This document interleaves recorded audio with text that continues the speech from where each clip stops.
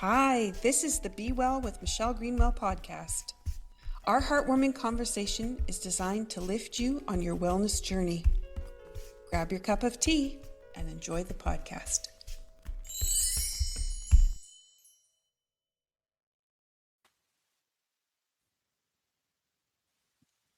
We are starting a special podcast series, The Resonant Body, Awakening Healing Through Energy and Essence. And this is going to be episode 1, The BioPhysics of Energy Medicine, How Subtle Energy Affects Cellular and Molecular Function. And I'm so excited for this series to have Dr. Christina Ross to join us.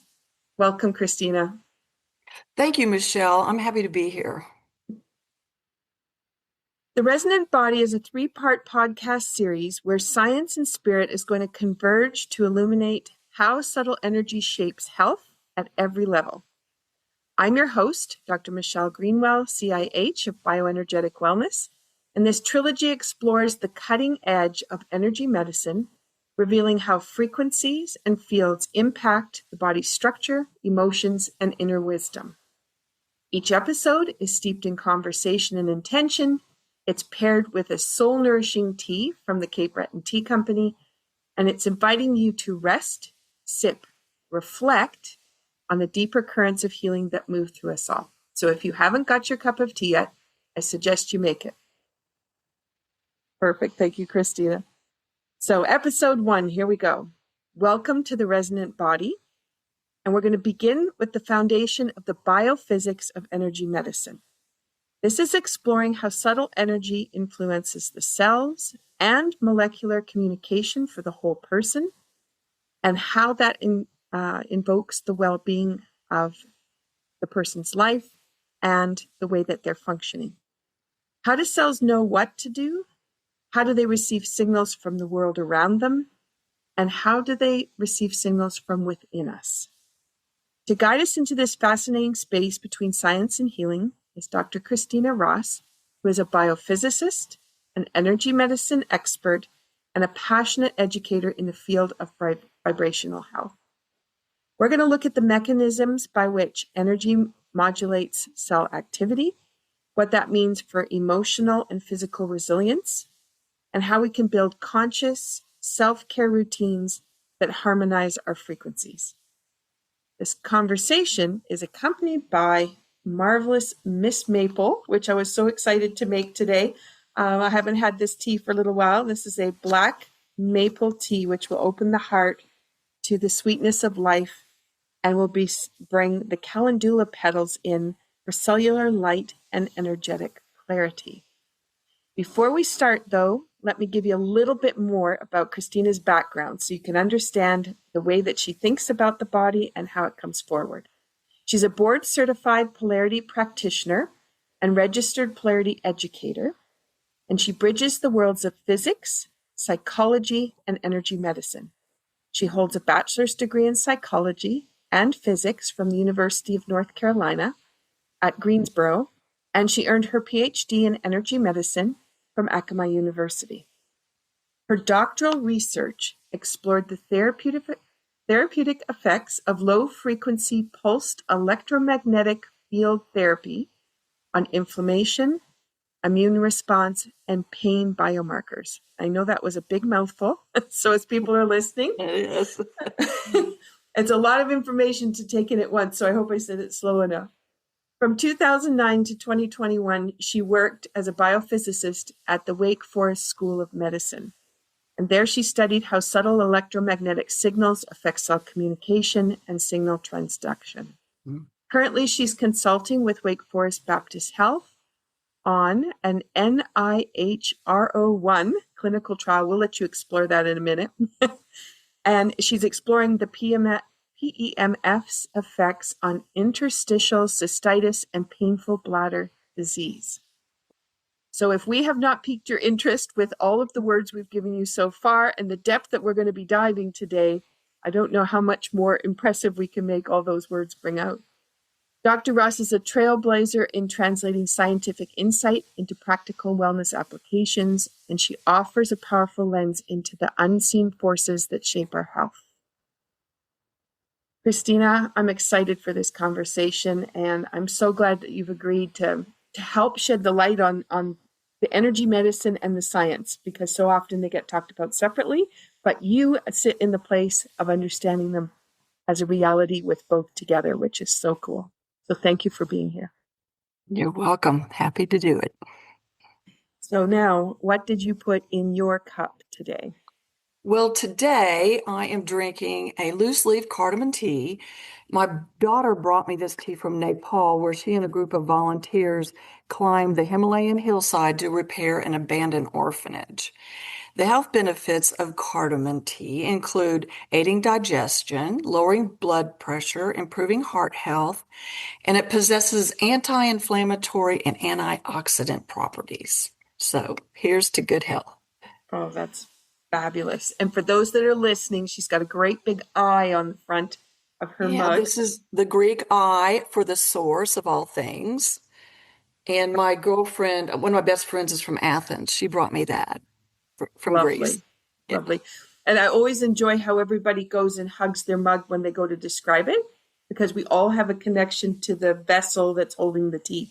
absolutely. Yeah, that's beautiful. And then to be able to remember our friends who do provide us with incredible, I have lots of friendship mugs, is what we call them.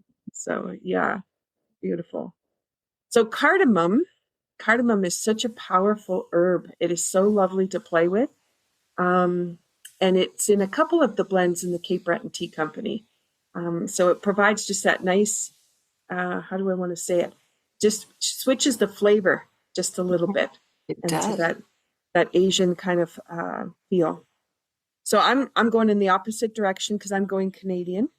So I'm going to maple, Of and course. the maple. Around here, the maple trees. We never lived here until 2010, and then to have the maples that we could actually watch them tapping the maple trees and Mhm. then making the syrup and the sugar shacks and all the stuff you read about in storybooks. And it's like, wow, it is incredible. And it's incredible to see a whole forest of them all hooked up to lines and Mm, bringing this lifeblood in. So, exactly. Good yeah. description.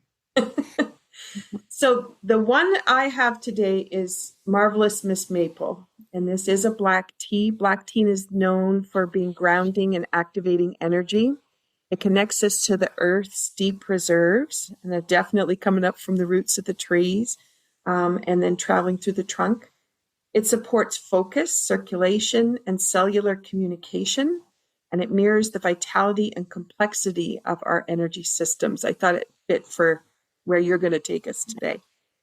And if we look at maple, maple goes to our heart chakra. It's our warmth. It brings in gratitude and joy, and it's a symbol of sweetness and alignment. It helps us to savor life and find balance between effort and ease. And I know for a lot of people, to have maple syrup on pancakes or in cookies is a big deal. And I know from here, a lot of people, it travels in suitcases, taking it back to friends and family if they're traveling. Now, calendula petals. I love playing with these. These are about sunshine in a flower because they're usually bright orange or yellow. And it holds properties of cellular cleansing and energetic brightness. It encourages a gentle detoxing on a physical and emotional level. I know people won't think about emotions as detoxing, but it's just such a lovely way to bring in some joy, illuminating a pathway for clear communication with the body. So as we put all this together, we have a nourishment of the nervous system between your cardamom and my maple. And so I'm going to say slange, which is what we say here in Cape Breton. And thank you for being here. Slange. Mm. Oh, lovely. All right. So as the listeners are wondering what we're in for, let's break it down into something we can all understand. So, can you talk a little bit about the biophysics, what that means for cells and molecules and how they communicate? Most people would know that from traditional chemistry, but can you share that? Yes, well, biophysics is the study of how physics, which is the study of energy, affects biology. And it it really affects it from a cellular level. And the main focus is on energy fields and how they can modulate matter and physiology. And at different levels, depending on the strength of the field and the intensity of the field, you get a healing effect or you can get a toxic effect.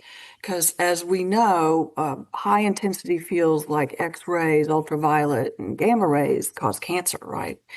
But the kind of subtle energy fields that's used in energy medicine are the very healing frequencies and intensities.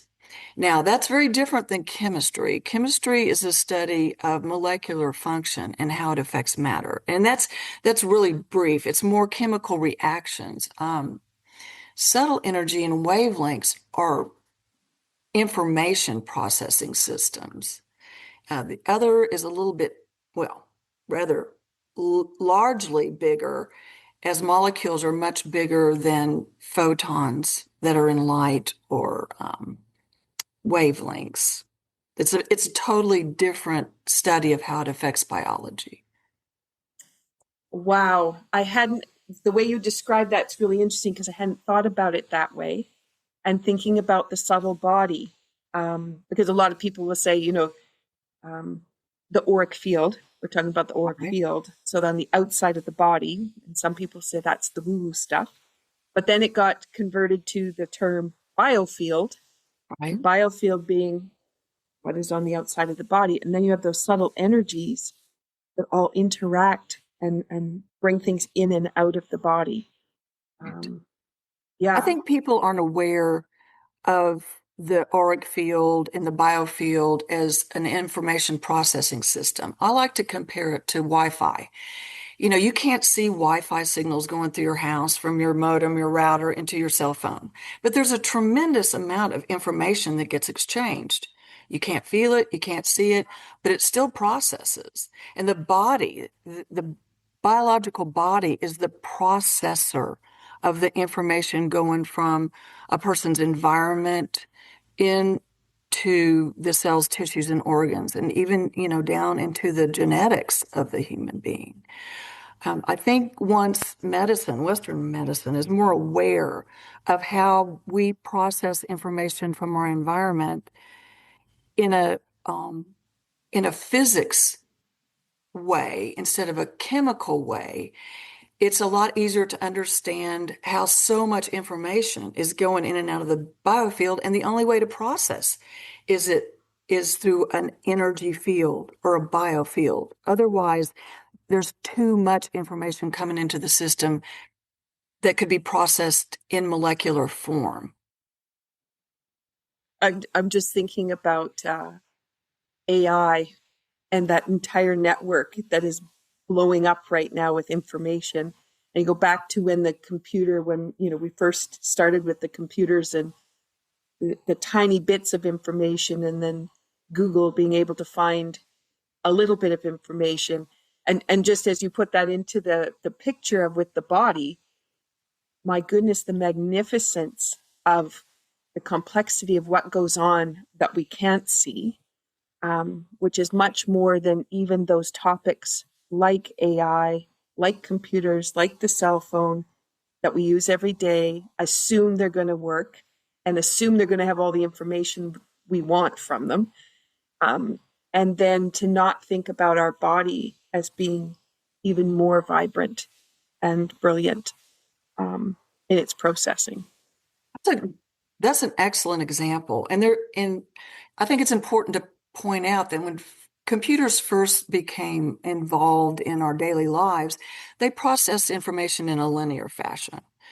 If you look at AI, there is so much information going in and out of these systems, overlapping constantly. The only way to process it is through quantum field processing. Otherwise, in a linear fashion, it'd be so jumbled up, you couldn't understand what was going on. The body is so sophisticated, and the energy field is so sophisticated, and they work together in such a synchronistic fashion that there's no confusion. The body reacts immediately to its environment and the information coming into it.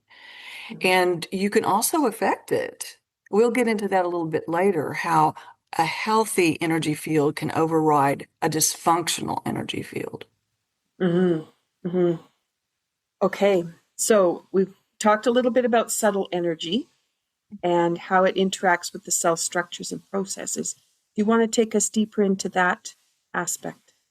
Sure. So subtle energy wavelengths refer to the concept of energy fields or forces that exist in the electromagnetic spectrum. And electromagnetic spectrum, as we just talked about, is light. Physicists call it electromagnetism, but high energy states, again, you're talking about gamma rays, X rays, ultraviolet. And then there's a visible light spectrum, which most of us call light, but there's a lot more light than what we can see. There's also infrared, AM, FM radio waves, and then there's these really long wavelengths that are known as subtle energy fields. And medicine describes it as less than 100 hertz, hertz being a cycle per second that the wave undulates. I studied even lower, extra low frequency that are less than 30 hertz because those are the frequency that come out of energy medicine practitioners' hands. That's been studied in two different separate studies. So, in studying these subtle energies, I was able to detect at what frequency the body best responds when it's in an inflammatory state. And excuse me, I studied inflammation because it's involved with so many different diseases and conditions. And I thought, well, let's touch on the broadest amount of information we can use for healing in subtle energy because so many practitioners they practice different they practice different types of energy medicine depending on the condition of the client. Mm-hmm. So what I found was that 5 hertz was the most efficient in affecting or modulating the inflammatory response in the immune system. 5 hertz, that's it. Mhm. That's it. And as James Oshman, he was one of my mentors on my doctoral committee. He wrote the book Energy Medicine, the Scientific Basis. He said so many chemicals that we take to heal disease are like hitting our cells with a hammer. He said they're very, very sensitive to resonance and vibration, and you don't need a chemical to change their processing system when a feather would work just fine. And that's what subtle energy does.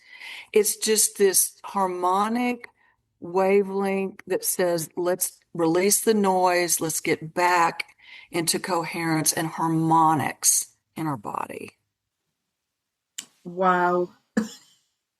I'm thinking about when people ask me at the markets about what tea is good for, and lots of people ask me for inflammation, and they think I'm being facetious when I say everyone, because each one does have its component. But I'm looking at the spiritual essence of those herbs. How do they lift us up? And so, as you're describing, you only need 5 hertz. That's what you need is that quality that the herb brings in for living. That's it. Right? How simple. Yeah. We sure make it complicated, Well, the most profound things in earth are quite simple, but beautiful. but beautiful. Yeah, we don't need a hammer. That's that's amazing. I also think about as people are listening on it, if they've been following the podcast, I've talked on several occasions about the difference between offering and giving, and how when we try to give, we would be giving more than that 5 hertz. But when we offer, like you said, that softness, that gentleness of just finding that balance again, it's take what you need to find your harmony and leave the rest. That's right. And that's what the body does, Michelle. I mean, our hands will emit between 0 and 30 hertz. They tend to average frequency between 7 and 8 hertz, but different cells in the body respond to different frequencies. Like bone cells respond really well to 15 hertz. And that's been known for a while. If you want to heal a broken bone that has a difficult time healing, then you put 15 hertz on there. Nerve responds really well to 2 hertz. And cartilage, muscle, all they have their signature characteristic frequency. You don't have to push it on them, it's in the field and they will receive what they need. It's very similar to radio waves. Those different bandwidths of frequency in the atmosphere are all there. You tune into it to receive the frequency that you want to hear, whether it's talk radio, rock, pop, whatever, country. Your bandwidth, the receiver will pick up what the antenna is designed to receive. And your cells are the same way. They have thousands of receptors all over the outside of them. And they will reach out and grab the most healing frequency that they need. And the body's designed to heal itself that way. It seeks health, not disease. It's our environment and the way we think and behave and respond that causes the distortion in the field. And then comes, what is your attitude? What is, what emotions are you bringing to it? And two, sometimes clients will say, I need this to work, right? Well, if you need it to work, that's going to come with some force. But if you're just open to the possibility of coming back into balance, even when you say that, it just goes soft and gentle and feels nice. Yeah. Wow. Okay. So we've talked a little bit about the subtle field. I wanted to just talk a little bit for people to understand, and you talked about the receptors that the cells have. So they're receiving and interpreting electromagnetic and energetic signals, and we can't perceive that, but they have a knowledge and a way that they bring about that balance. Can you shine a light a little bit more, as some of the people that you've worked with inflammation, that they might have noticed, or ways that they might have felt how those cells were changing and adjusting? Well, I work with a lot of people that have range of motion problems. They have swelling in joints, excuse me, arthritis or osteoarthritis, rheumatoid arthritis, even cancer patients, and the side effects of chemotherapy and radiation just cause the body to swell.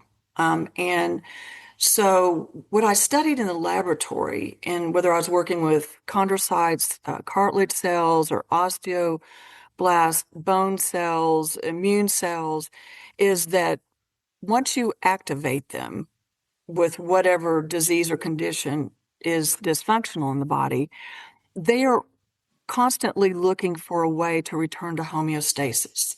I mean, my body is reacting to this offender or this pathogen because I need to activate my immune system to bring this whole distorted noise, I call disease, back to where it was before the offending pathogen or condition started.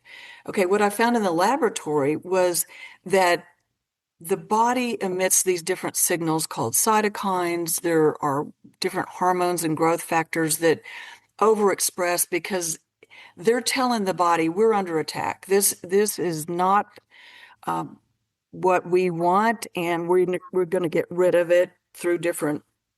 I won't go too far into inflammation, but different signaling mechanisms that are trying to bring the body back to homeostasis, back into balance.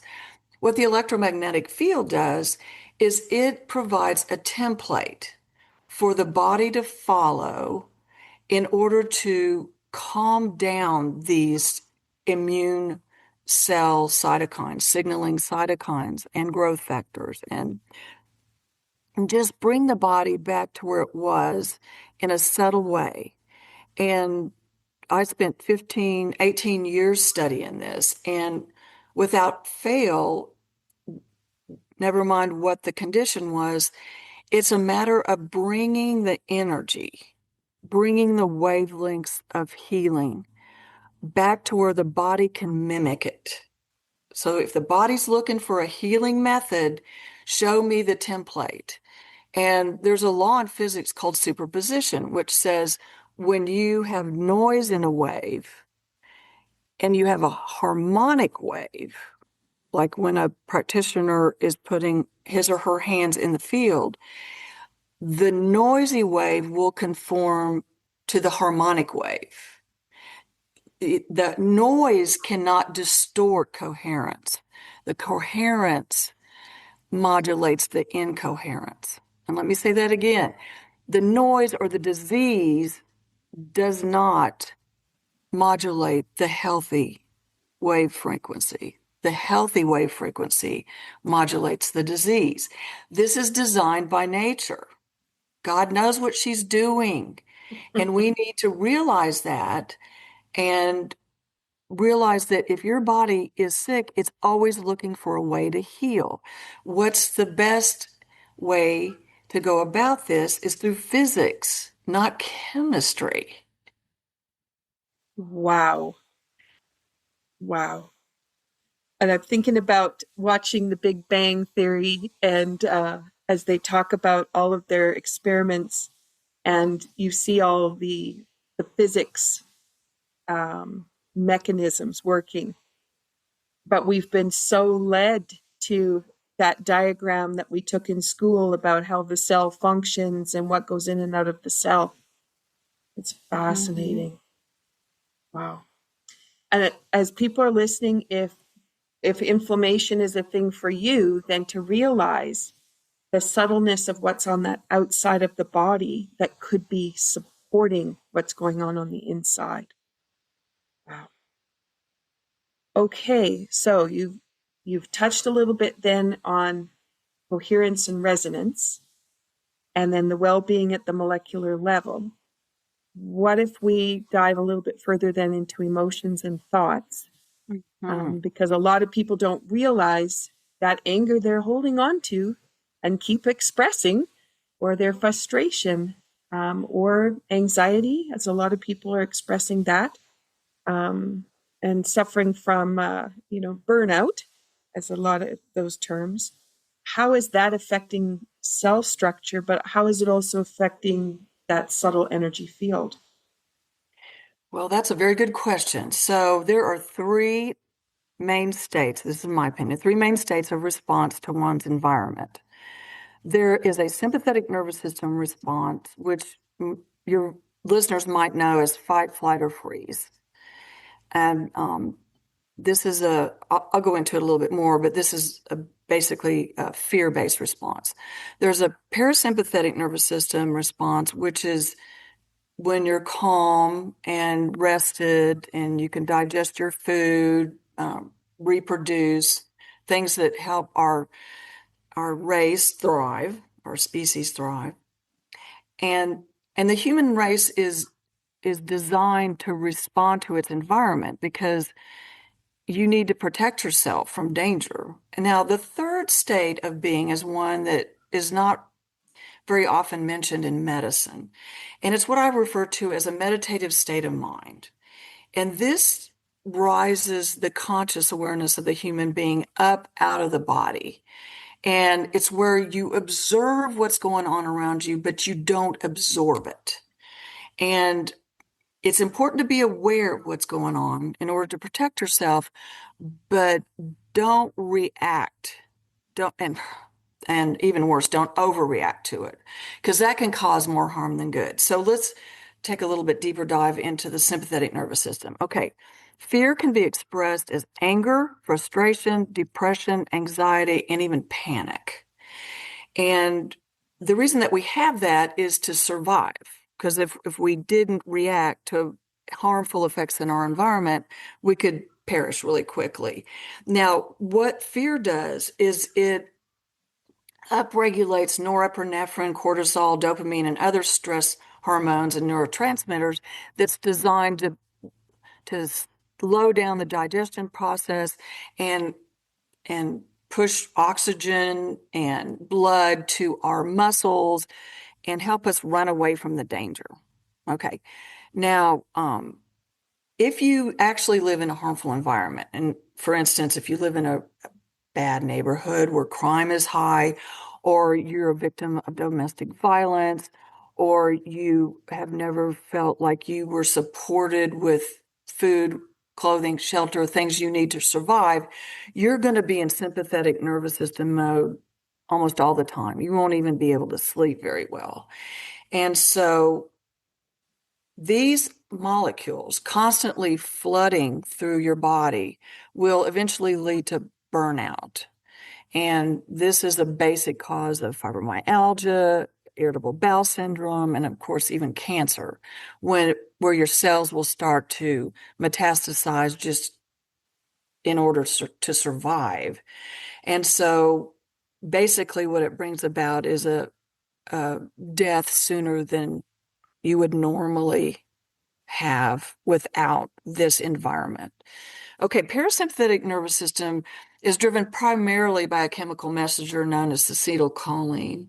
And nitric oxide is a byproduct. And what you find with these molecules is that people, they feel calm and relaxed. Nitric oxide is emitted during the mating process, nursing process, and is important to survival because it plays a role in what's known as hugging or cuddling. That's what I call it, the hugging or the cuddling hormone. And studies have shown that babies who are not held or cuddled do not thrive. And so it's important to have these molecules in your body just to feel safe. And people who don't feel safe don't live as long. I mean, that's just a fact. Okay, this third state of being affects cellular function in what I call a meditative state of mind.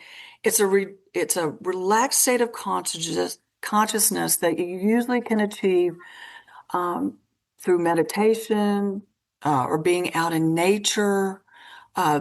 Trees, the earth, they all emit hormones to communicate to each other. I mean, a lot of people don't know this. If there's a fire in the brush, animals and cells, I mean, these are plant cells, communicate with each other that danger is coming. Let's see, what else can I say? State of being reflects a deep relaxation. It helps provide a heightened focus. So you're just in the present. You're not thinking about regrets about the past, and you're not worried about the future. You don't have anxiety. You're right here, right now. And your breath slows down. You feel inner peace. You reduce the mind chatter. There's a lot more clarity in the way you listen and speak. And our cells, tissues, and organs respond to this level of consciousness. It's the maximum functioning capacity for health when you're in that state of being. Wow. Wow. I'm thinking about what you said near the beginning as you started to explain that in the taking on of what's going on in your environment. So if you're in a stressful environment and you start to bring it in, and I just wanted to bring to that because I've also talked about that in a couple of podcasts about the difference between empathy, sympathy, and compassion. Because that empathy, sympathy piece, people don't always realize. The friend comes to tell you the stress in their lives, and then we bring it in and we take it as our own. And we worry about them because we think that's how caring happens. And what it in effect does is increase that inflammation and that frequency that's going to lower the well-being of the system. Absolutely. So I just want to point out to people, compassion allows you to understand what's going on, but to put the power back into the person's hand. So it's not you that's taking it on, but it's them feeling like you've cared for them. And it's just by being there and present and, how can I help you? Or in what way can we find you the help you need? So yes, and it's important to be a rock. They're not looking for somebody who's going into emotional instability. They're looking for a rock, somebody that holds their center. And like you said, how can I help? What do you need? But doesn't take on that emotional instability. And that makes them feel safer. Mm-hmm. Mm-hmm. So I just wanted to bring clarity to that. There's some people had said to me in some of the client sessions, I'm not a good person if I'm not feeling that for them. And it was like, no, You want to be solid for them so that you can do your best, but also so that your cell structure can find its resonance, so that their cell structure can find its resonance. Yeah, beautiful. Okay, so if we go to those emotion, thoughts, and beliefs, and we look at what you've said about all the chemical reactions, it's if you're not being mindful or present in the day, and if you're finding that you've got those monkey thoughts running through, you're creating that disharmony, and then that sets you up for those lower frequencies that come into the subtle field. Exactly. That's a good point, because harmonic frequencies, healthy frequencies, are higher frequencies, not necessarily intense, more intense. They're more subtle, and they have long wavelengths, which makes them soft. And just like a tuning fork, I've seen tuning forks help align the octaves of the different chakras, and they align to different colors in the chakras. What your body is looking for when it's out of balance is, where can I come back into balance based on an octave or a sound frequency that aligns with me as my higher self. And this, to me, this isn't rocket science. I mean, disease takes you out of balance. Bringing the body back into balance is the only way it can heal itself. And it doesn't just address the symptoms of the condition or the disease, it heals the disease. We don't hear that very often. I'm going to give you a drug, it's going to heal your disease. No, it's usually to treat the symptoms, because Western medicine doesn't understand what causes disease in the first place. 95% of diseases don't have a known etiology. I wrote about it in a book that I wrote. And once you understand that the physics is out of balance, and so you go back to the source of the imbalance and you reset it back to homeostasis, there is no disease.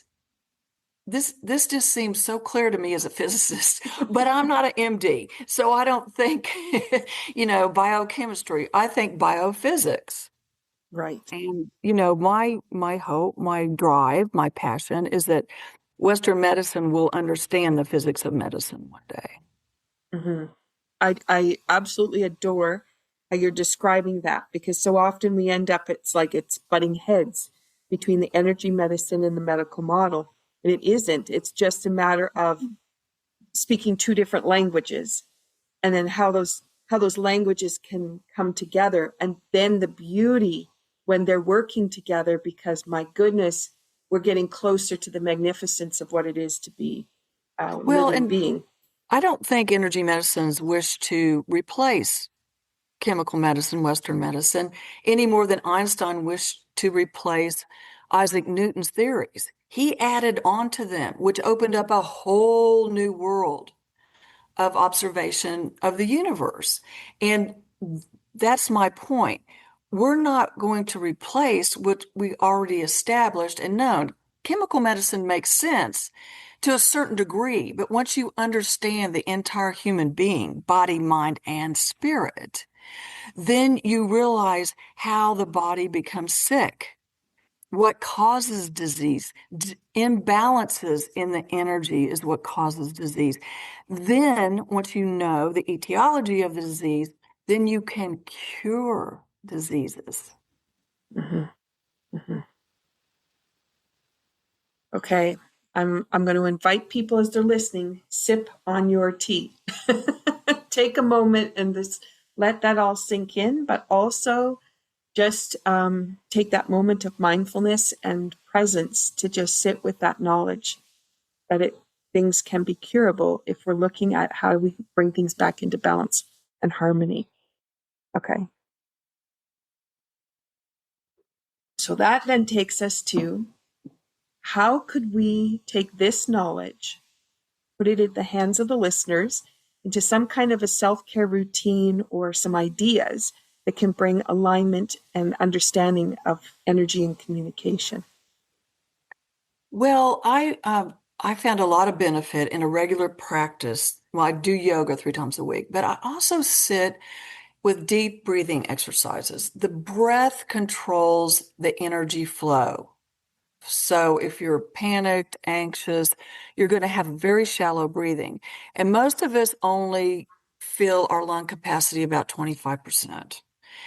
When you actually fill your lung capacity 70, 80, 90% and hold that so that the body can absorb that oxygen, it feeds your cells, tissues, and organs. It gives them more chi, life energy. Also, if you're not real efficient in your own meditative practice, there's a lot of really good guided meditations online. Find the one that resonates with you. Does the voice of the guide feel good when you listen to it? Is this something that you could listen to it for 10, 15, 20 minutes without getting restless? Find something that fits your energy style. And if you can't regulate a high energy, anxious state into a calmer state on your own, I would highly recommend guided meditation. Mantras, a lot of people find that mantras say, I am peaceful. Not I want to feel peaceful, I am peaceful. There's a certain resonance to that. I am calm. I am happy. Happy, saying the word happy has a certain frequency. So, not that you want to be, not in the future, right now. I feel peace. Also, visualization practices. There's a lot of people that have visualization boards. What things in life would make me feel the most beneficial, make me feel the most able to give to others without depleting my own sources, things like that.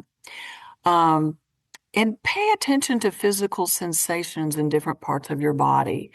As a practitioner, when I put my hands in the field of a client, we can feel if energy is stuck or stagnant or not flowing. I mean, people that don't speak their truth often have a fifth chakra or throat chakra that's moving very slowly or even jammed. They have sore throats or they cough a lot to try to get that energy going so they can speak their truth. People that suffer from migraines often have anger that's not released. I'm not talking about a volcanic explosion. I'm talking about not holding in anger inappropriately, expressing certain boundaries, expressing your rights and your feelings in an appropriate manner. I mean, the body reflects physiologically what is going on energetically. And that's how energy medicine practitioners move and shift and change the energy flow to bring the body and the mind and the spirit back to optimal health. Mm-hmm. Mm-hmm. I was thinking about, for me to sit and meditate can be a challenge, just sitting, because I love to move. So I'm just inviting those people that are listening that if you've tried to sit to do meditation and that hasn't been your thing, then Tai Chi is a great way to do a moving meditation that can create that same atmosphere while you are opening and closing the body and finding ways to bring the balance and flow through the movement. So I'll just invite you to that. So there's a lot of programs that are available and accessible, and then it's so important to be putting that in your day. I had somebody who said they wait until Saturday, they wait until the end of the week, and then they treat themselves to their special tea. And I said, what would happen if you started Monday with that special tea and you opened your week with that? And she kind of looked at me and stunned. And I'm not sure what she was choosing to do all during the week, except maybe a cup of coffee that came out of the coffee maker, it didn't have love attached to it. And but I'm just inviting people to think about what does your day change like when you've opened with this kind of idea? Or how does it change when you've been in a difficult situation and you actually remove yourself, take the time to bring yourself back into balance and let go of whatever needs to let go, and then move on to the next thing instead of just quickly moving to the next thing and think I'll come back to it. But by that time, your body's already brought in the anguish and the stress and the feelings, and that's already shifted what's going on with the energy. Yeah. Wow. Okay, so if we go, I'm just going to bring Marvelous Miss Maple into the conversation. You can bring cardamom in, and the ability to cultivate joy and sweetness in a daily ritual like tea drinking. Could you talk a little bit about the cells and the energetic health, just what happens, what people might be able to notice as their awareness when they've done these activities for a little bit, and then it starts to shift for them? Well, yes, this is a very interesting topic because drinking tea is an art. I did tea ceremony in Tokyo several years ago, and it is a ritual. And the way that they bless the tea and put love in the tea and take the time to do uh, tea ceremony was in itself a meditation. And this ritual of tea drinking is best done in a peaceful environment. Take care when you prepare your tea to put love into the leaves. I drink loose leaf and bag, but you can still, when you open the bag or you put the leaves in the tea caddy, the tea, what do you call this The thing? infuser. Thank Yeah. you. Tea infuser, that you put love into them and into the water, whether you're using a tea kettle or another heating source. Bless the water and the heat that generates to make the beverage. It's all a part of it.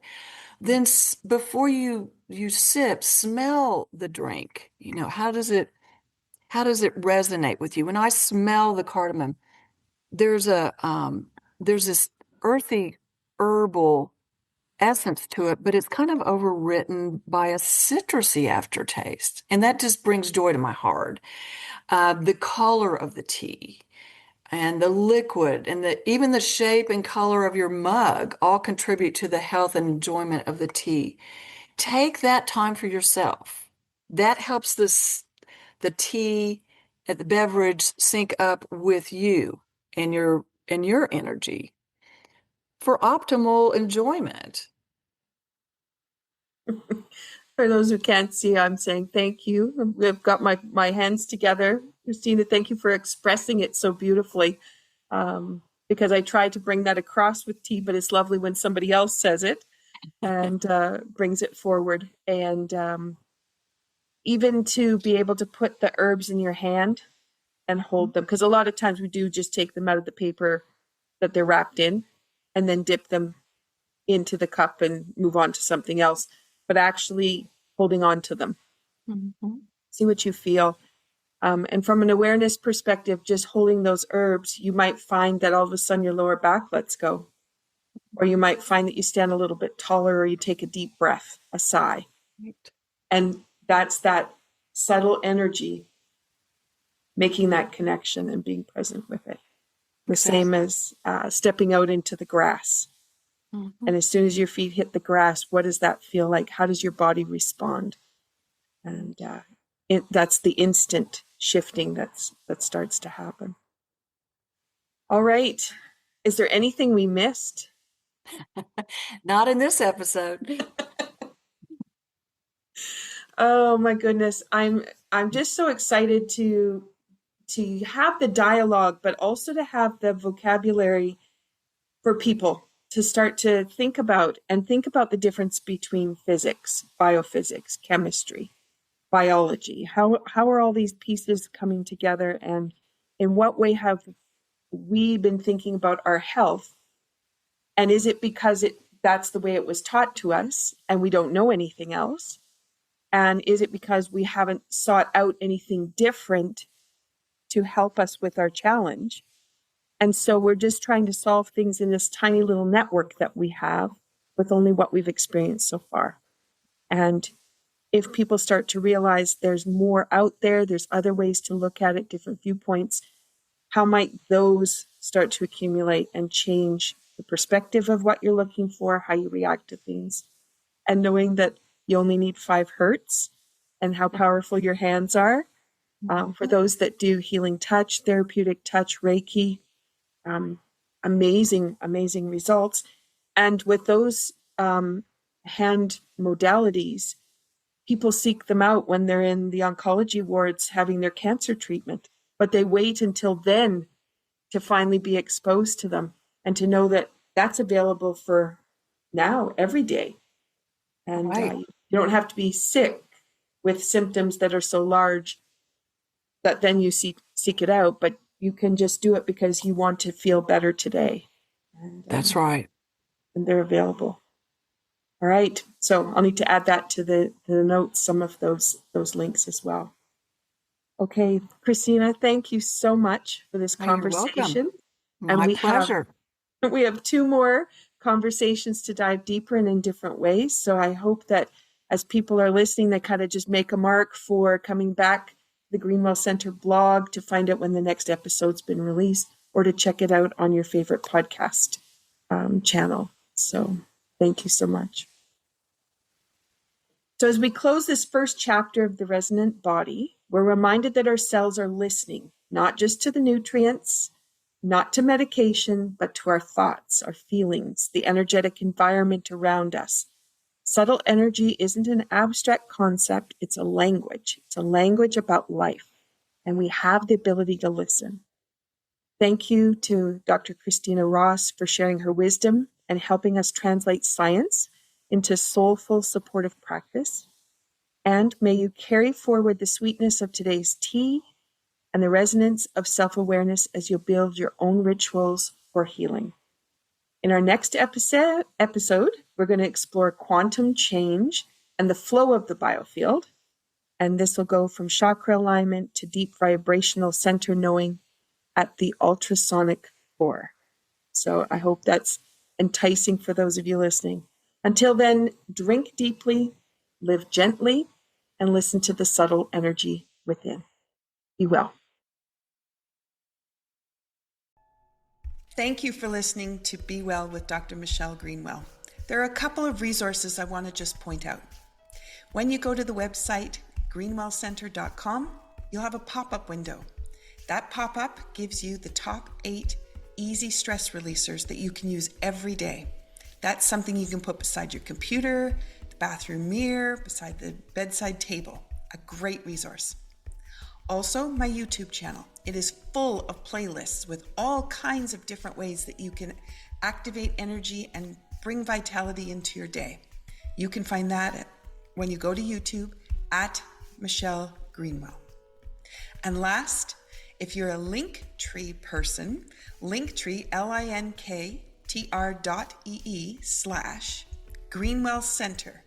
That has all my resources in one spot. Those are for intricate little things that you can't get everywhere. And it's a wonderful way for me to be able to share all the different aspects of the kind of work I do. So thank you for listening. Be sure to drink that tea.